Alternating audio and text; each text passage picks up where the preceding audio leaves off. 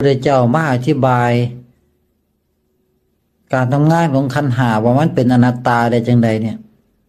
เพื่อนอธิบายแป๊บเดียวผู้ใดฟังเข้าใจบรรลุเลยพระอาจารย์ก็เช่นเดียวกันพระอาจารย์นี่เว้าเฉพาะแก่นของศาสนาเว้าเรื่องจิตเว้าเรื่องของการสี่ให้พวกเขาได้เห็นว่าจิตตสังขารเนี่ยก็คืออีกเสียงนี่แหละมโนภาพอารมณ์อาการรู้เนี่ยมันเป็นอนัตตาได้อย่างไรเมื่อจิตเห็นได้ว่าจิตตสังขารอันเป็นอาการของจิตเนี่ยมันเป็นอนัตตามันบ่แม่นจิตมันเป็นแค่อาการเมื่อจิตเข้าใจว่าเอ้าเราไปอาศัยอาการนี่ยังก็ธรรมชาติของอาการเกิดมากก็แตกสลายกระเพื่อมของมันอยู่สั่นเมื่อจิตได้เห็นความจริงนี่จิตก็เลิกอาศัยจิตตสังขารแค่นั้นเอง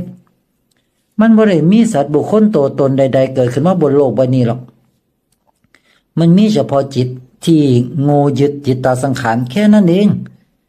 เสียงที่พระอาจารย์อ้าปากเว้าอยู่ตอนเนี่ยที่พวกเขาอ้าปากเว้าอยู่ในใจอยู่ตลอดไอ้เสียงตัวนี้แหละคือจิตตสังขารพวกเขานึกภาพรับตาก็ได้นึกภาพถึงหน้าแม่เห็นหน้าแม่วะนั่นแหละภาพเนี่ยมันเป็นจิตตสังขารเพราะรับตานั้นนึกภาพถึงหน้าแม่เขาก็เว้าแม่หวัดดีเนี่ยเสียงที่เว้าอยู่เนี่ยนี่คือจิตตสังขาร